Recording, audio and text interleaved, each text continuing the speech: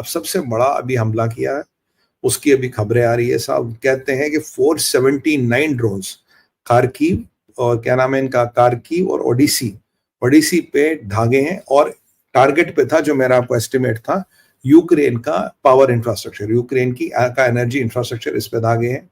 अब 471 ड्रोन और इन्होंने दागे हैं जनाब 20 बैलिस्टिक मिसाइल। तो 471 ड्रोन और 20 बैलिस्टिक मिसाइल से अटैक हुआ है। माना जाता है, इंफॉर्मेशन कुछ नहीं है, जो इधर उधर से इंटेलिजेंस चैटर आ रहा है, वो माना जाता है बहुत कारगर हमला हुआ है। अगर ये इंफॉर्मेशन सच है तो यूक्रेन का जो एनर्जी ग्रिड है लगभग लगभग कोलैप्स हो गया है। और जबकि यूक्रेनियों के दावे बड़े लंबे, यूक्रेनी कहते कि जी हमने जो ड्रोन आए थे उसमें से हमने 400 इंटरसेप्ट कर लिए। I can bet you it is impossible to intercept this drones. और ड्रोन्स कौन थे?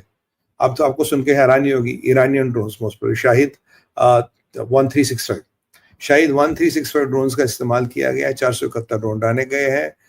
अब ये बैलिस्टिक मिसाइल है, यूक्रेन कह रहा कि 20 में से मैंने 19 इंटरसेप्ट कर दी, which is again BS, which is again big BS. तो अगर ये उन 20 बैलिस्टिक मिसाइल डाली, और दो चीजें थी, मैंने आपको पहले बता, खार्किव हमेशा इनके निशाने पे रहेगा, खार्किव ओडिसी इन पे निशाने पे रहा है। और ये जो रशिया अब नया डॉक्ट्रिन ऑफ हाइब्रिड वॉरफेयर, तो रशिया बड़े हथियारों की तैयारी कर रहा है। रशिया के टैक्टिकल न्यूक्लियर हेड्स निकल रहे हैं। कल एक ब्रिटिश कर्नल, जो एक वहां के एक्स शायद एसएसजी हैं, special services group, yes, British SS, उन्होंने कल कहा कि रशिया आज के डेट में टैक्टिकल न्यूक्लियर वॉरहेड्स डिप्लॉय कर रहा है।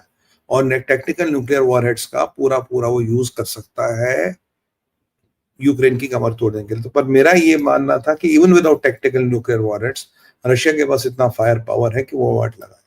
अब देखिए, पिछले हमले में करीब 30-35 लोग यूक्रेन में मरे थे। अगर आज मैं ड्रोन अटैक्स की बात करूं, अगर आप केवल ड्रोन अटैक्स की बात करें, तो 12,000 लोग कम से कम 12,000 लोग कम से कम यूक्रेन में ड्रोन अटैक से मरे हैं। ये ऑफिशियल नंबर है, अनऑफिशियल नंबर बहुत ज्यादा, ऑफिशियल नंबर 12,000 है। और सबसे इंपॉर्टेंट डेवलपमेंट क्या है कि पुतिन ने और रशिया ने डिक्लेयर किया कभी थोड़ी देर पहले, हम कोई सीज फायर नहीं करेंगे। तो जो सीज फायर के अटकले थे, जो सीज फायर की संभावनाएं थी, जो सीज फायर की पॉसिबिलिटीज थी, उसको सिरे से नकार दिया गया है। Vladimir Putin has said we are not interested in any ceasefire. तो पुतिन, जो आपको मैं कह रहा था कि वो आर पार की लड़ाई करेगा, अब इस लड़ाई को निपटा के ही मानेगा। क्योंकि सीज फायर को लेके पुतिन ने साफ मना करते, भाई साहब सीज फायर नहीं हो रहा और हम ये कहानी जारी रखेंगे। अब आपको लगता है कि क्या यूक्रेन 19 बैलिस्टिक मिसाइल रोका, 400 ड्रोन रोक पाए? नहीं रोक पाएगा, उनकी औकात ही नहीं इतने। अगर उन्हें 20-30% भी रोक ले, बहुत बड़ी बात है। तो यूक्रेन की जो परिस्थिति है ये बद से बदतर हो रही है। अब हमें देखना है कि यूक्रेन खड़ा हो पाएगा, यूक्रेन का पावर ग्रिड चलेगा नहीं चलेगा। अगर यूक्रेन की इतनी ठुकाई पिटाई होगी तो इसका जो मामा है तैयब अर्दोगन, वो क्या करेगा? इसका जो चाचा है कियर स्टामर, वो क्या करेगा? ये लोग क्या करेंगे? Will they jump the gun? What I am fearing, my worst nightmare is somebody might jump the gun. अगर किसी ने अभी गन जंप कर लिया, भाई साहब ओर्शनिक उसकी तरफ आ रहा है, Oreshnik is waiting to hit him. मैंने आपको बताया था पुतिन के पास कितने हाई रेंज मिसाइल्स है, टॉर्पीडोज है, Oreshnik is going to hit him. और लास्ट टाइम पुतिन ने कहा था, जो अभी कुछ 3 दिन पहले अटैक था, उसमें किंजाल को यूज किया था, जो उनका हाइपरसोनिक मिसाइल है, सुपरसोनिक मिसाइल है। अब वो किंजाल जो था हाइपरसोनिक मिसाइल है, अब किंजाल को भी यूज किया गया क्या? इसमें ओर्शनिक यूज किया गया? हमें कुछ नहीं पता, अभी कुछ इंफॉर्मेशन नहीं आ रही। बट जितना पता लगा है कि यूक्रेन में डिवास्टेशन बहुत हुआ है और यूक्रेन का पावर इंफ्रास्ट्रक्चर लगभग खत्म है। और आप सरप्राइज मत होइएगा, मैं आपको बार बार कह रहा हूं, अगर व्लादिमीर ज़ेलेंस्की अल्लाह को प्यारे हो जाए तो डोंट बी सरप्राइज्ड कि मुझे लगता है ज़ेलेंस्की टारगेट पे 3 दिन से ज़ेलेंस्की बंकर में था। और ये जो नेटो वाले ये अध्यादेश जून में कर रहे हैं और ज़ेलेंस्की को बुला रहे हैं, अब पता नहीं ज़ेलेंस्की तब तक क्या हो सकता है। बट ये रशिया का जो मैं स्टडी कर रहा हूं, it's new doctrine. Russia did not react adversely, Russia is not reacting crazy, Russia is kind of going through a very very subtle way.